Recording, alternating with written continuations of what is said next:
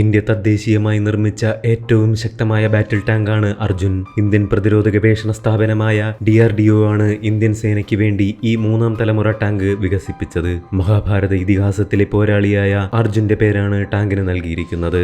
120 mm rifle gun, 7.62 mm machine gun, 12.7 mm വിമാന വേധത്തോക്ക് എന്നിവയാണ് ഇതിലെ പ്രധാന ആയുധങ്ങൾ. കമാൻഡർ, ഗണ്ണർ, ലോഡർ, ഡ്രൈവർ എന്നിങ്ങനെ 4 പേരാണ് ടാങ്ക് പ്രവർത്തിപ്പിക്കുന്നത്. ഈ ടാങ്കിന് സംരക്ഷണം നൽകുന്നത് കാഞ്ചൻ എന്നു പേരുള്ള DRDO വികസിപ്പിച്ച കവചമാണ്. 1400 HP ജർമ്മൻ MTU എഞ്ചിനാണ് ഈ ടാങ്കിൽ ഉപയോഗിച്ചിരിക്കുന്നത്. റോഡിൽ പരമാവധി 70 കിലോമീറ്ററും മറ്റിടങ്ങളിൽ മണിക്കൂറിൽ 40 കിലോമീറ്ററുമാണ് ഇതിന്റെ പരമാവധി വേഗത. സ്വാതന്ത്ര്യാനന്തരം ഇന്ത്യൻ കവചിത സേന ഉപയോഗിച്ചിരുന്നത് ബ്രിട്ടീഷ്, ഫ്രഞ്ച്, അമേരിക്കൻ നിർമ്മിത ടാങ്കുകളായിരുന്നു. 1965 ബ്രിട്ടനിലെ വിക്ടേഴ്സ് ആംസ്ട്രോങ് കമ്പനിയുടെ വിക്ടേഴ്സ് മാർക്ക് 1 എന്ന ടാങ്കാണ് അവരുടെ ലൈസൻസോടെ ഇന്ത്യയിൽ വിജയാന്ത എന്ന പേരിൽ നിർമ്മിക്കാൻ തുടങ്ങിയത്. ഇതിനെ തുടർന്ന് 1972 സ്വന്തമായ ടാങ്ക് എന്ന പദ്ധതി ആരംഭിച്ചത്. ക്രൗസ് മഫി എന്ന ജർമ്മൻ കമ്പനിയുടെ സഹകരണവും ഇന്ത്യക്കുണ്ടായിരുന്നു. പൊഖ്രാൻ ആണവ പരീക്ഷണത്തെ തുടർന്നുണ്ടായ ഉപരോധവും മറ്റും ഈ പദ്ധതിയെ പിന്നോട്ടടിച്ചു.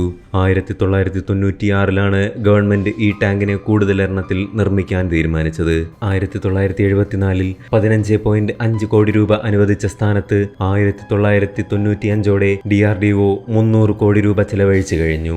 വിലക്കയറ്റവും ടാങ്കിന്റെ രൂപകൽപ്പന സംബന്ധിച്ച കരസേനയുടെ മാറുന്ന ആവശ്യങ്ങളുമായിരുന്നു ഇതിന് കാരണമായി ചൂണ്ടിക്കാണിക്കപ്പെട്ടത്. തമിഴ്നാട്ടിലെ ചെന്നൈക്കടുത്തുള്ള ആവടിയിലെ ഹെവി വെഹിക്കിൾസ് ഫാക്ടറിയിലാണ് ടാങ്ക് നിർമ്മാണം. ഇതുവരെ 100-ലധികം ടാങ്കുകൾ ഇന്ത്യൻ സേനയ്ക്ക് കൈമാറിയിട്ടുണ്ട്.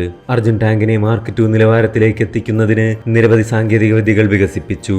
റിയാക്ടർ, ആർമർ പ്ലേറ്റുകൾ, axillary power unit, night vision സംവിധാനങ്ങൾ, റിമോട്ട് കൺട്രോൾഡ് വെപ്പൺ സ്റ്റേഷൻ, നഗരയുദ്ധ അതിജീവന സംവിധാനങ്ങൾ തുടങ്ങി 93ഓളം പരിഷ്കാരങ്ങൾ ഇതിൽ വരുത്തിയിട്ടുണ്ട്.